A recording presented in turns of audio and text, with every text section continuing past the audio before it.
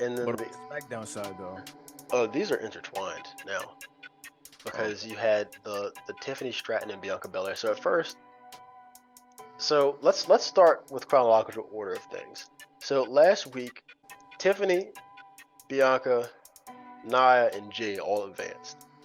Then this week, it may have been Wednesday, and Tiffany made that post on her story with her attacking, was it attacking Jade Cargill during a tag match, and the audio said, "You black," and that did not go over well at all online.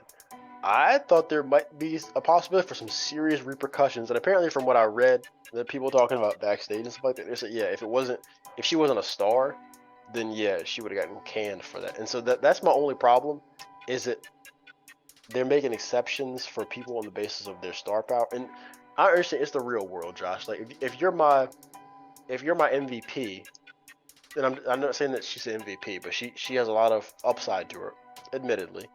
You're not gonna let her go for something like that. And especially, I'll talk about this specifically. I don't think that she had any malice in her heart at all. I think it was just a dumb thing. She could have possibly not even heard the audio, and that's just the thing that you make sure before you repost things. You really need to make sure you know what the hell it is that you're posting. I will say that that's probably a media literacy thing.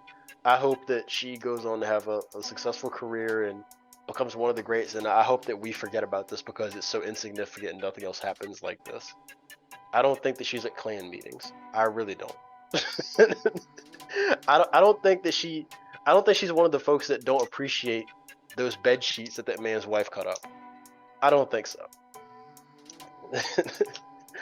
But there was actually, and I'll take a segment here and talk a little bit about the Facebook thread. I usually don't comment on Facebook, but just to understand some of the nuance here in this discussion, a lot of people, they were really tone deaf, and they were saying that there was no cause for concern here because of calling a black person black isn't racist. Well, you're right, because that's not what she did. That's not what the post did. If you're just saying factually that this person is black, sure, I'm black, you're black, we're black. But it was the manner in which she used it, black, that made it an insult. And in my comment, I said replace that with several other groups' names, and this would not fly. There'd be several things. She would have done an apology tour, she would have gotten sensitivity training, and she would have still been released. And the people who didn't see that, they're being purposely obtuse.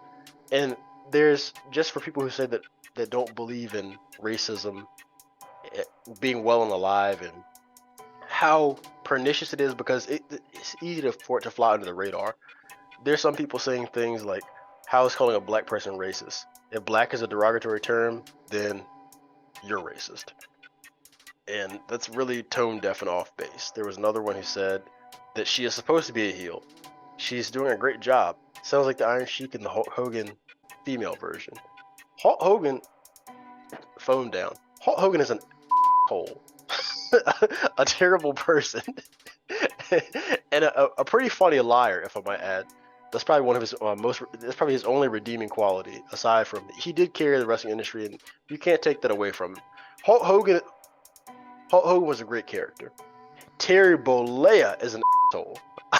I will say that. That's probably the perfect way to bifurcate things. And to imply that you're using racism to get over as a heel, for one, that's not what Tiffany was doing. And two, that's a terrible idea. So you have people who really think like that, and just between, there's certain controversy around the black women wrestlers in WWE, and it just irritates me, boils my blood. I've never heard some of these criticisms leveled towards any of the other women. Like well, I'll get to that in a moment. Actually, no, I'm gonna get to it now. So there was one dude, I blocked him on Threads, and he was in a thread that I commented on about the Jade Cargill match, and he was calling her Jake Cargill, and he was saying that, yeah, get him off the TV. And it's just this whole trope where black women, they try to make them more masculine. I mean, she's muscular, but that's a woman. She is all woman, and it's just a trope that black women have been up against for a long time with making them more masculine in the eye of the public or the eye of the media. So, like the Michelle Obama thing, you know how many times she's been called a man on Twitter? That's a pretty wide thing, but it's like I've never seen these kind of things applied to. I've never seen a white woman face these things. There's several white women who are in WWE who were built like that. Well, China's probably the only exception where people might have said things like being a man. But Beth Phoenix, do you remember her? Mm-hmm. Beth had biceps like a man. Like I forgot who she fought. She actually entered the Men's Royal Rumble, and the WWE, it's a place where professional wrestling, you see a lot of really fit women. There's another one. She wrestled in TNA. She was the knockout champion. She entered the Royal Rumble. I think, was it last year or this year? Anyhow, she has a set of guns on her. And the point is, I'd never hear anybody calling them men. Ever. And it's just certain things. It's like, you can never pinpoint it and say that it is racism. When it comes to certain commentary, like people saying that Nia Jax should never have been brought back to WWE, even though she has improved significantly in the ring, and she hasn't had any real issues. I mean, it's you can't really put your finger and nail it down. But there's certain undertones, sometimes more overt than others. But I really don't like how these women have been portrayed offline and through the toxic wrestling fandom. If people who call themselves true fans of wrestling, if you can't understand that they're humans like you and I, that you're... I'm still gathering my thoughts on this, but I really don't like how these hateful comments are being directed towards these women specific. Yeah, I completely agree. I agree with everything you just said. To go against your point of maybe she didn't hear the audio. I think she did hear the audio because I said slight chance. Yeah, because she had laughing emojis. Like I don't think she would just have laughing emojis if it was just a clip of her hitting Jade off. You know what I mean? So I do think, I'm not saying that she like you said, I don't think she's a Klansman. Like I don't think she on her days off she's at Klan rallies or anything like that. No. So I just think she just did something stupid. I don't think her whole career should be tarnished for it or anything. No. If she had like a history of this at NXT or something, yeah. If she was like Tessa Blanchard, I'll tell you about her another day. then yeah, do it. But other than that, I don't think it's just one incident, and it could have been worse. Like it was definitely bad, but it definitely could have been worse too. So yeah, there is a double standard when it comes to black women and white women when it comes to wrestling, but like you said, you can't necessarily pinpoint it as racism, but not all the time. But sometimes when it comes to the ballpark, yeah, like with them saying that she was a man, like I have trouble believing that if that was Beth Phoenix, or if it was Charlotte Flair, or fill in the blank with another woman wrestler, that they would be making those same comments and trying to attribute masculinity to them. I have a strong trouble with believing that. Yeah, so. But I really do think that whole debacle there, I do think that might be the butterfly effect. Tiffany Stratton posted that damn story is what caused the Queen of the Ring tournament to turn out how it did this week. I think she was supposed to beat Bianca. I do too. And if she would have beat Bianca, Jade would have beat Nia. Yep. And because she posted that damn story. Nah, not today. Yeah. I'm telling you, it's the butterfly effect. We can't have you post that story and then go out on Friday and then beat a black woman. Like no, the optic was that would have been terrible. You're not doing that. No. That's not a good look. So yeah, we knew that she wasn't gonna win, right? And actually, they pulled the match off of TV. They said that the match wasn't gonna be televised, and then they put it on TV. Like they were gonna have it at a house show, kind of like they did with the LA Knight and stuff like that. Like they were gonna do that, and then that would have been a big waste if they did.